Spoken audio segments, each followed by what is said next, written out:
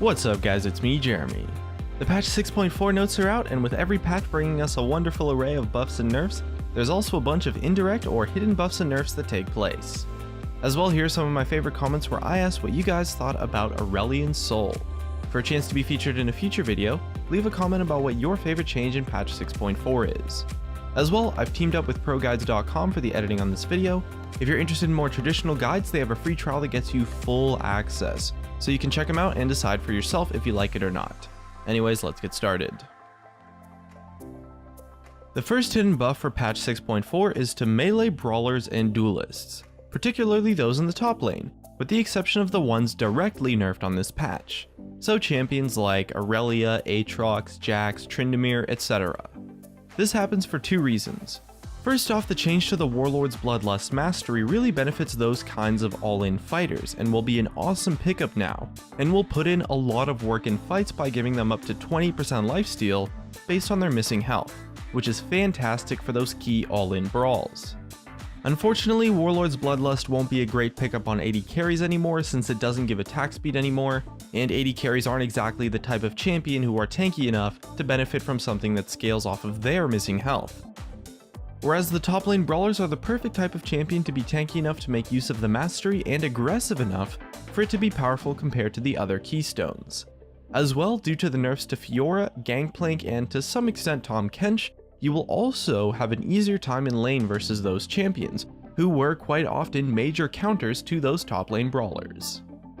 Another group of champions who received a hidden buff are aggressive supports. There's a new mastery being added in this patch called Expose Weakness that will be in the first tier of the Ferocity tree, and it makes it so that when you damage an enemy champion, your allies will also deal 3% increased damage to them. This mastery is super powerful for supports trying to play aggressive in the laning phase, both poke and all-in supports like Brand, Sonam, Leona, and honestly even champions like Thresh and Janna. It really just depends on whether or not you as a duo lane intend on playing aggressive. And if you are, it's a great option that will give you a lot more trading power. As a result, those AD carries especially and supports who are not lane dominant will be at somewhat of a disadvantage, since they won't be able to make use of this new mastery. So we can expect the bottom lane matchups to maybe start to shift a small amount towards more aggressive lanes, potentially. It really just depends on how powerful this mastery will end up being overall. The next group of champions who received an indirect buff is anyone who can build Muramana as a viable item. Manamune as a part of the build path to Muramana was buffed on this patch by making the passive stack up a little faster, and as well the changes to Muramana's toggle make the item a lot easier to use and more reliable, and thus a little bit stronger too. Muramana was an item that used to be kind of counterintuitive to toggle on or off, and the new changes make it so that you really just never have to worry about that at all, and overall just make the item so much easier to use, not to mention a little bit faster to pick up too, so the champions that could benefit from it get a little bit of a step up. As well, tank and warrior based junglers are getting a nice boost on this patch. This one's happening for two different reasons. First off, we have the nerfs to Xin Zhao and Udyr, who are very strong counters versus those types of junglers, since their 1v1 potential versus them was a lot stronger, and they were generally just bad matchups for tank and warrior junglers. As well, the nerf to Runic Echoes means that the champions in the jungle who aren't building that item get a little bit of a step up. I guess that nerf kind of affects Devourer junglers too a tiny bit, but it's definitely not as much as the warrior and especially the tank junglers, at least in my eyes, since those were some of the worst matchups for those types of champions. And our last group of champions that received an indirect buff is going to be champions like Diana middle, Cho'Gath middle, and other similar types of mid lane champions who counter Katarina. The buff to Katarina on this patch is pretty big and gives a lot of power to her early laning phase, which previously was one of her biggest weaknesses to take advantage of. Diana and Cho'Gath are great counters to Katarina in the mid lane, as are quite a few other champions, and with this buff, Katarina is very likely to get played a lot more now, meaning that those champions can get a good matchup in lane a lot more often. Next up, let's take a look at some of the more significant indirect nerfs, starting with the champions who heavily rely on crowd control to land their combos. Champions like Twisted Fate, Veigar, maybe someone like Ryze I guess. Anyone who relies on crowd control in their kit gets a little bit of a hit because Mercury Treads have received a pretty solid buff on this patch, and that item is a great counter to those types of champions, even more so now that it has higher tenacity.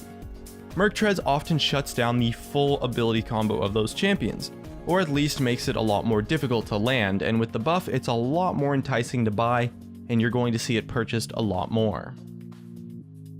As well, champions who build Ravenous Hydra as their first item in lane take a little bit of a hit, since the swapping between Ravenous and Titanic Hydra for 0 gold on this patch has been removed.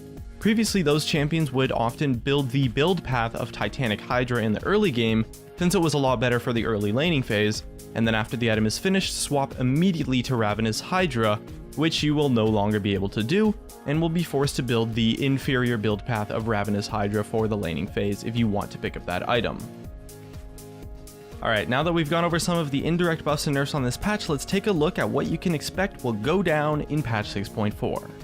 First off, the Jhin buff is probably the biggest buff of the entire patch, and with significant changes to a total of 7 AD carry champions in patch 6.4, you can expect the bot lane meta to shift around quite a bit. So maybe try out Jhin or some of the other buffed AD carries if you hadn't already. Since some AD carries were nerfed and some were buffed though, I considered it a power neutral change overall for the untouched AD carries, but there is still a lot of potential for one of the AD carries that wasn't touched at all on this patch to find a newfound power in the meta. And with the support mastery changes, it's possible we'll see a reasonable shift in the bot lane meta for the laning phase as a whole. As well, the Katarina buff was a significant boost to her laning phase and really should not be underestimated. Consider playing her, banning her, or maybe playing counters to her now, as we're likely going to see a lot more Katarina being played in games once people realize that she's a lot stronger now. And as well with the boots change, consider going Mercury Treads on your tanks and bruisers instead of Boots of Swiftness now, if the enemy team has enough champions that make Mercury Treads worth it, since the power shift in those two boots is quite significant. Mercury Treads is a great counter item to a lot of champions, and even more so now due to the buffs.